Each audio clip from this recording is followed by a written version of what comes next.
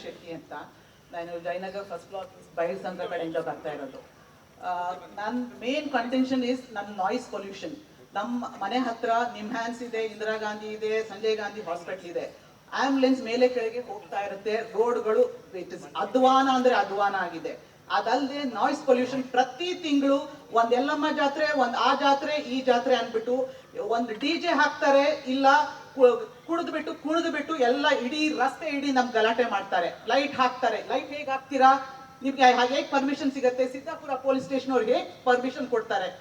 ನಮ್ಗೆ ನಿಜವಾಗ್ಲೂ this is become a nuisance every month. ನಮ್ಗಿದು ಒಂದಿನ ಆ ಪಾರ್ಟಿಯವ್ರು ನಿಮ್ ಕಡೆಯವರೇ ಸರ್, ನಾನು ಹೇಳ್ತಾ ಇದ್ದೀನಿ, ನಿಮ್ ಕಡೆಯವರೇ ಸಪೋರ್ಟಿಂಗು, ನಿಮ್ ಕಡೆಯವರು ಒಂದ್ ತಿಂಗಳು, ಆ ಕಡೆಯವರು ಒಂದ್ ಕಡೆ, ಈ ಕಡೆಯವರು. ನಾವು ಅಲ್ಲಿ ಇರ್ಬೇಕಲ್ಲ, ನಾವು ಮನೆ ಒಳಗಡೆ ಪ್ರತಿ ಬೆಳಗಿಂದ ರಾತ್ರಿ ತನಕ DJ ಹಾಕೊಂಡು we are really very ಸ್ವಲ್ಪ I think this has to be looked after.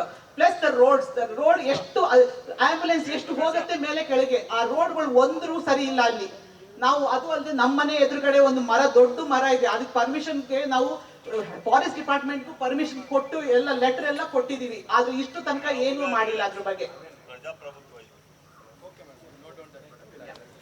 ನನ್ನ ಹೆಸರು ವಿಜಯ ನಿಶಾಂತ್ ಅಂತ ಹೇಳಿ, ನಾನು ಜಯನಗರದಲ್ಲಿ ಇರ್ತೀನಿ. ಪ್ರಾಜೆಕ್ಟ್ ವೃಕ್ಷ ಫೌಂಡೇಶನ್ ಅಂತ ಹೇಳಿ ಭೈರವಶ್ರೀ ಮ್ಯಾನೇಜ್ಮೆಂಟ್ ಕಮಿಟಿ ಮೆಂಬರು.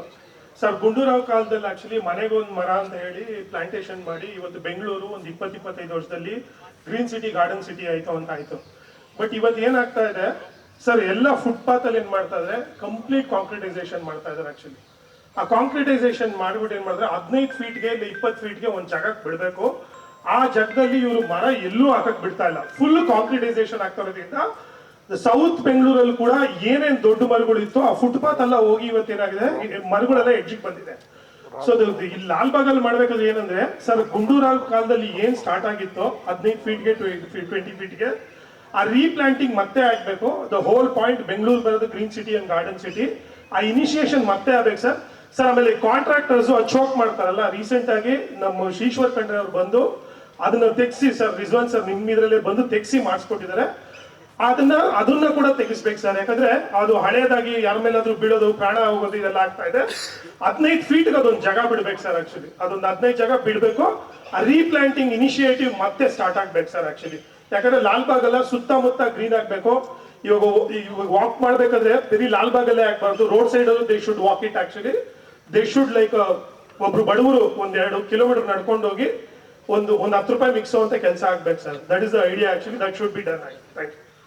ಎಲ್ಲರೂ ಕೂಡ ಸ್ವಲ್ಪ